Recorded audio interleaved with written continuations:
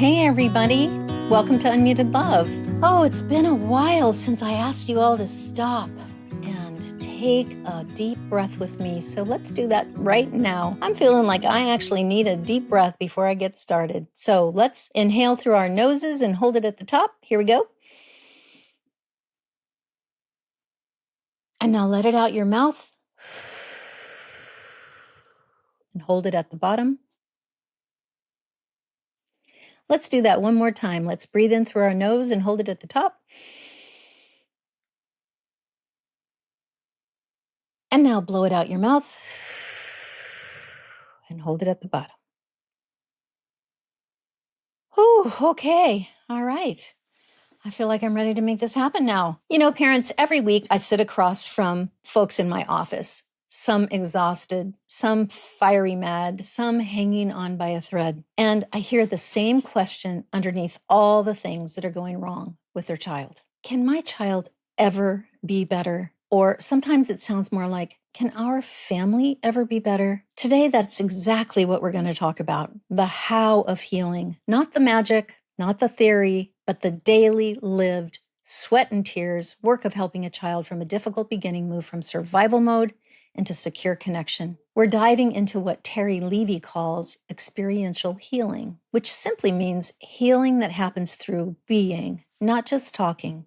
It's how the brain rewires, how trust rebuilds, and how love actually sticks. Love is the answer because love equals safety when your love is safe. So grab a cup of something here soothing. I don't know if that's tea or coffee or a big old iced latte. Let's get real about what healing looks like in a real home with real parents. Let's start with the hard stuff. When a child's early world is unpredictable, unsafe, or neglectful, when touch hurts instead of comforts, when adults disappear or explode half the time, the limbic system, that's your midbrain, that deep emotional brain that's supposed to wire for safety and connection, instead wires for protection and survival. That isn't actually a metaphor. That's literally neurons wiring in the wrong direction. The midbrain, the limbic system, the amygdala, all those words make sense there. That little almond-shaped alarm center, midbrain, learns that danger is everywhere. The hippocampus, which records memory, learns to expect bad things. The prefrontal cortex, the part that helps with calm thinking and empathy, gets bypassed entirely, completely flooded out with cortisol, a stress hormone. So when your child rages,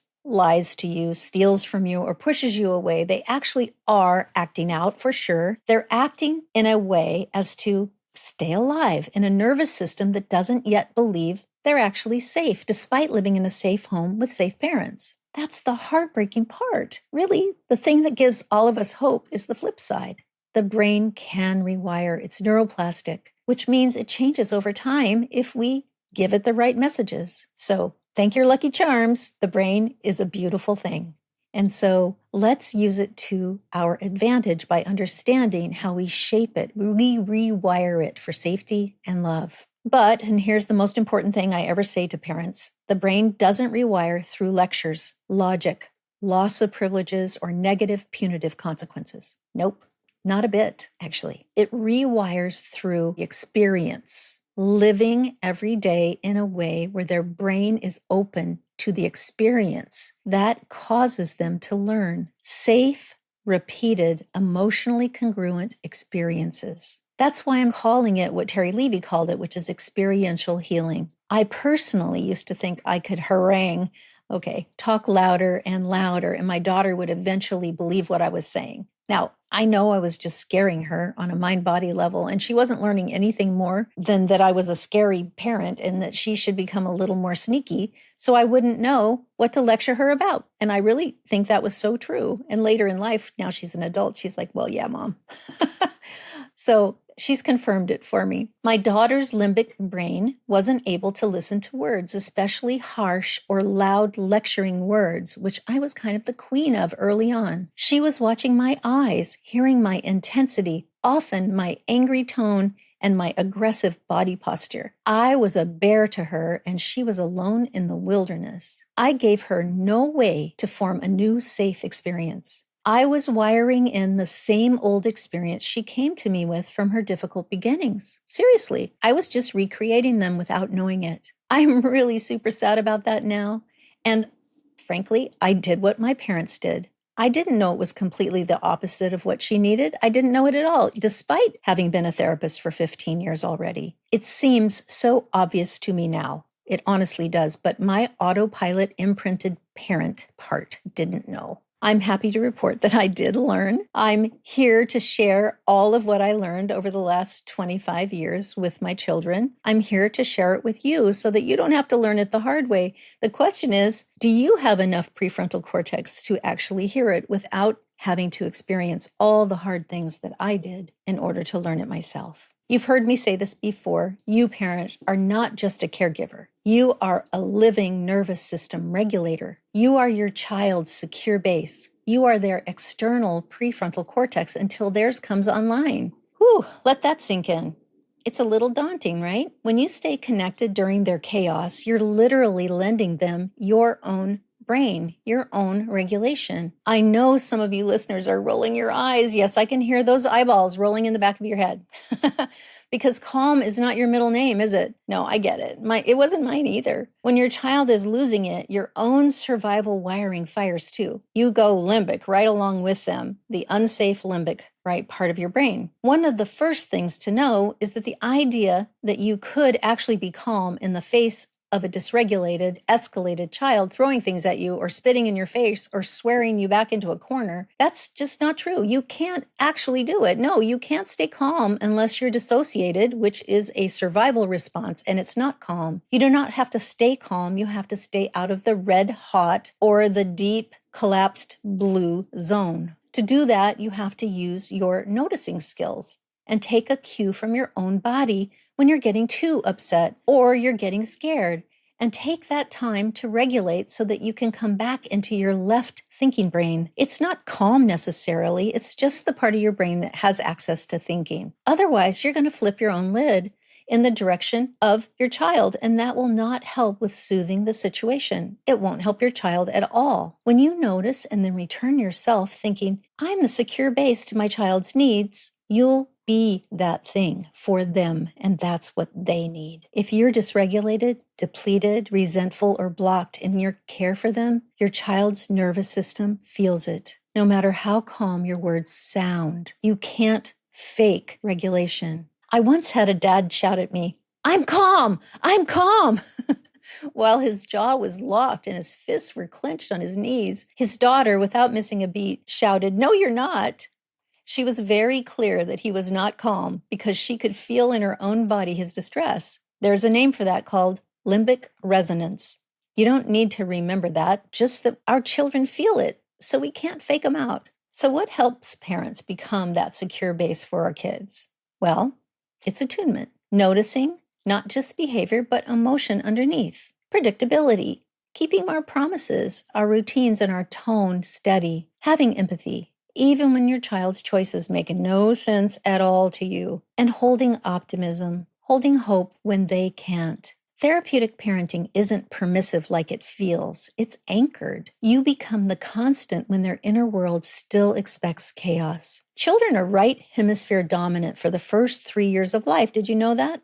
Well, what's the translation? They learn who they are and how the world feels, not through words, but through facial expressions, tone of voice, rhythm, touch, and eye contact. That's why so much of attachment work is nonverbal. Your child's right brain is scanning yours for signals of safety or for unsafety. That's safety or danger. If your eyes soften, your voice lowers, and your body stays grounded, their amygdala gets the message, oh, I'm okay. If your eyes flash, or you sigh deeply, or your tone spikes, even unintentionally, their old wiring screams, uh-oh, danger, danger. Parents often tell me, I don't know why my child goes from fine to furious in seconds. And I'll tell you, it's because of their implicit memory. Those pre-verbal memories of threat live in the body. They get triggered by sensory cues, not logic. That's why experiential healing focuses on creating new emotional experiences, not rehashing old pain. I remember a mom named Julie who used to get so frustrated because her son would sabotage every fun thing they planned. If they're going to the park, he'd pick a fight in the car. If it was movie night, he'd accidentally spill soda on her lap. One day she said, I realized he couldn't tolerate joy. His body didn't know what to do with it. Yes, joy felt foreign, unsafe to him, so his nervous system shut it down. The healing came not from punishment, but from practice. Julie started naming the joy. She started saying things like, I know happy can feel weird for you, but it's okay to let it stay a little bit longer. Then she'd laugh softly, touch his hand, and model staying regulated through it. That's experiential work at home. It's not dramatic, it's subtle, embodied, and repetitive. Oh, is it ever repetitive? So one time, it's not one and done, folks, right? It's not one time. You got to keep doing the same things over and over because while the brain is neuroplastic, it takes repetition to create neural pathways. One of the most profound pieces in Dr. Levy and Dr. Heller's work is this idea of moving from victim to overcomer. When trauma teaches a child that life is something that happens to them, healing teaches them that life is something they can participate in. Avoiding trauma keeps the fear alive. Approaching it gently, safely, with support, the feelings of that desensitizes the fear and builds confidence. That's what experiential healing looks like in parenting. You help your child face small, safe doses of stress while you co-regulate with them. You celebrate effort, not outcome. You reframe mistakes as learning, not failure. One parent I worked with, whose son had spent years in foster care, told me, I used to rescue him from every struggle. I thought that was love. Now I see love is standing beside him while he figures it out. Whoa, that's beautiful, actually. That's the overcomer mindset. Approach, not avoid. It's the same for parents. Healing means approaching your own pain too.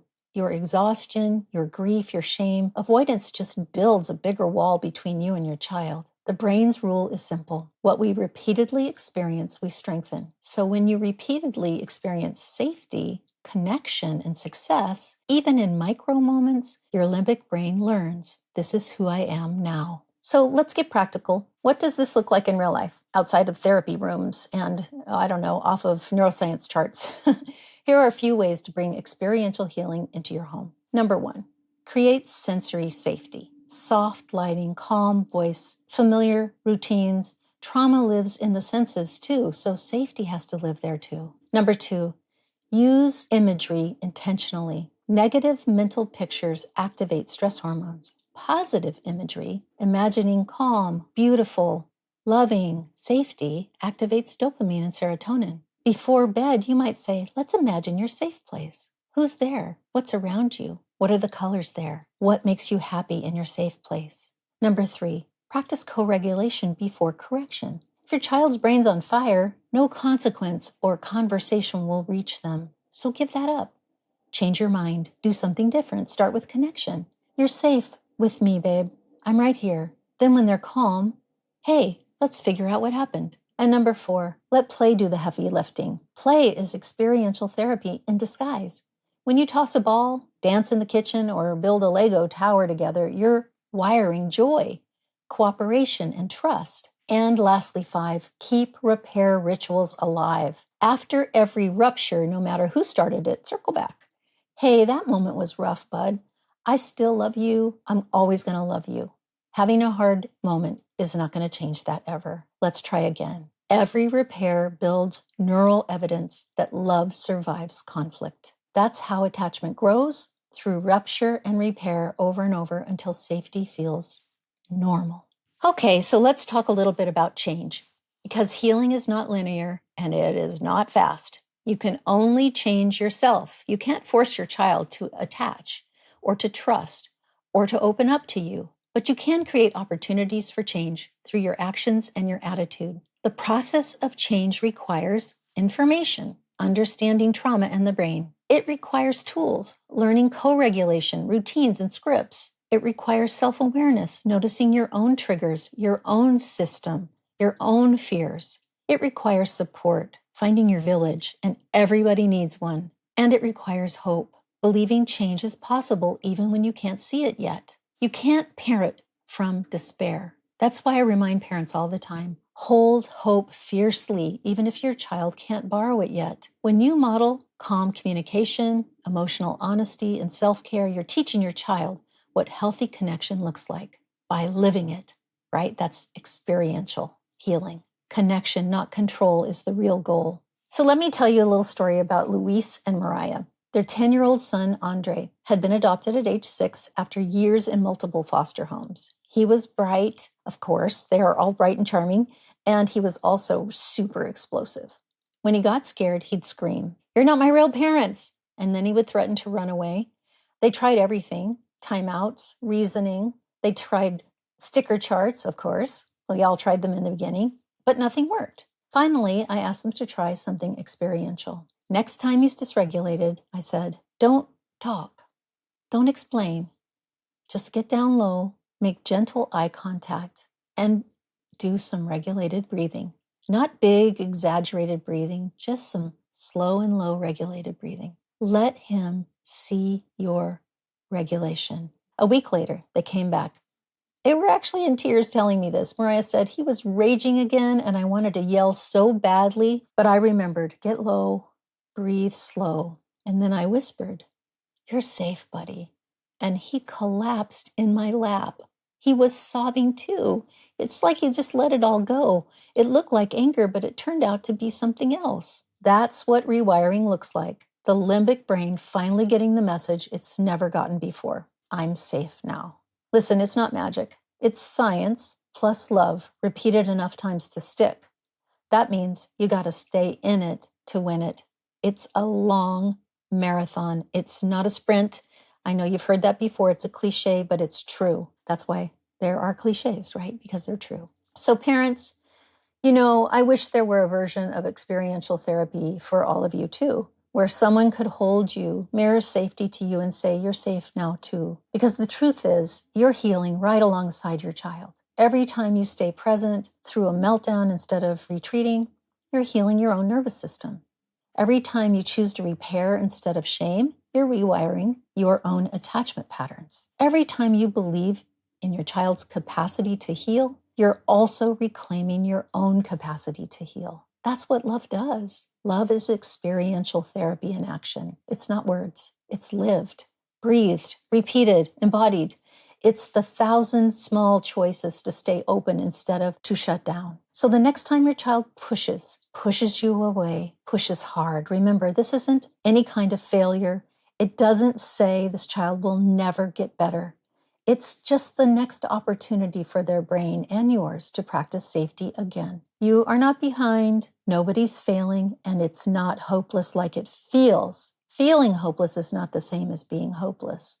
You are all in the process of rewiring a family. So if no one has told you lately, what you're doing really, really matters. You really matter. Every bedtime story read to a child who once flinched at touch, every calm breath taken when you want to shout, every time you circle back after a rupture and say, we're still okay, we're in this together.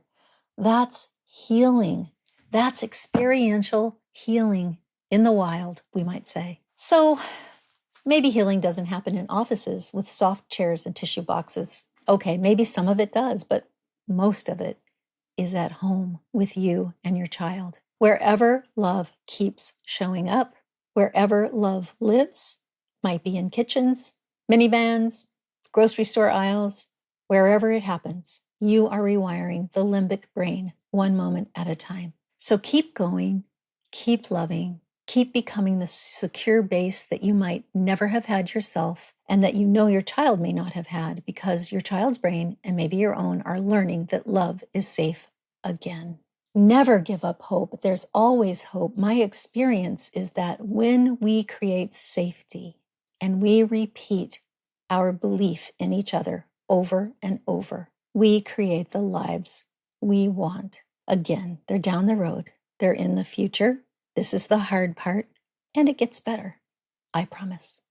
I'll see you next time on Unmuted Love, where nothing is off limits and everything points to you, because your love matters and more than love is required. I'll see you in the next episode.